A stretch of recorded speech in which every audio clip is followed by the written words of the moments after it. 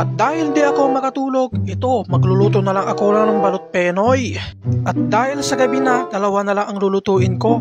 Kasi delikado pag gabi, baka may blood pa ako. Hinanda ko na ang aking paglulutuan. Kinuha ko na ang kaserola at nilagyan ko na ng tubig. At nilagay ko na ang dalawang balut Penoy. Siniggidan ko na ang mahiwagang paglulutuan namin.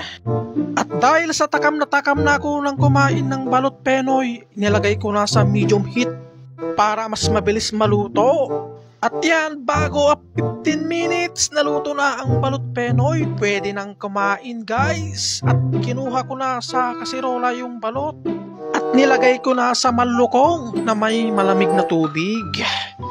At pinalamig ko na lang ng konti at yun, pwede nang kumain. Kaya, kainan na. Kaya binuksan ko na ang butilog mo, ay itlog pala yun. Habang binabalatan ko, at yun nabalatan ko na at nilagyan ko na ng isin. At sa unang higop, akala ko balot, yun pala Penoy.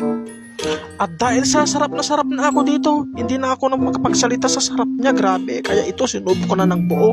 Wow, grabe, parang ano yan. Oh my God!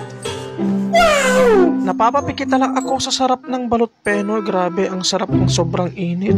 At kinuha ko na naman yung isa para buksan na naman. Ayun, ito na yung last. Yan, binalatan ko na lang mabuti. Tingnan natin kung anong lasa na tong pangalawang balut Penoy.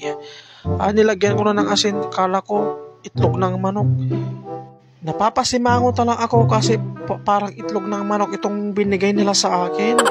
Kaya binalatan ko na lang ng mabuti at isusubo na lang lahat para hindi maramdaman yung lasa ng binigay nilang balut Penoy. At nilagyan ko na ng asin at sinubo ko na lahat. Jesus, grabe mat. Ano ato nga itlog ti manukan? Di ka mo itlog manok ba ato yung balut Penoy? At huling subo ko na ito ng balut Penoy. Ayun, dahil tapos na ako kumain. Wala na, goodbye na.